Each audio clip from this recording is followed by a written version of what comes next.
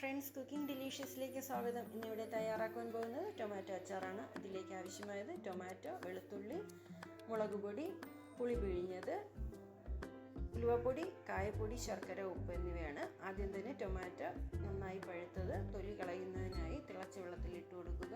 അല്പസമയത്തിനുള്ളിൽ കോരി മാറ്റുക. ഇതിൻ്റെ തൊലി മാറ്റി നീളത്തിൽ അരിഞ്ഞു വയ്ക്കുക. വെളുത്തുള്ളിയും തൊലി മാറ്റിയെടുക്കുക. ചൂട് കട്ടിയുള്ള ഒരു പാനിൽ 2 ടേബിൾ സ്പൂൺ നല്ലെണ്ണ ഒഴിക്കുക. ഇതിലേക്ക് വെളുത്തുള്ളി, ടൊമാറ്റോ അരിഞ്ഞത് എന്നിവ ചേർത്ത് കൊടുക്കുക. ആവശ്യത്തിന് ഉപ്പ് കൂടി ചേർത്ത് കൊടുത്ത് നന്നായി വഴറ്റിയെടുക്കുക.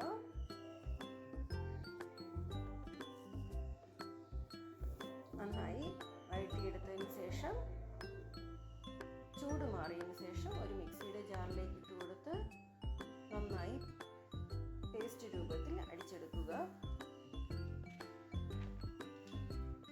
ഇതേ പാനിലേക്ക് ഇതിന് 2 ടേബിൾ സ്പൂൺ നല്ലെണ്ണ കൂടി ഒഴിച്ചു കൊടുത്ത് കടുക്, വറ്റൽമുളക് എന്നിവ ഇട്ട് പൊട്ടിക്കുക. ഇതിലേക്ക് അരച്ചു വച്ചിരിക്കുന്ന ടൊമാറ്റോ ഗാർലിക് പേസ്റ്റ് ചേർത്ത് കൊടുത്ത് നന്നായി വഴറ്റിയെടുക്കുക. 3 ടേബിൾ സ്പൂൺ മുളക് പൊടി ഈ സമയം ചേർത്ത് കൊടുക്കുക.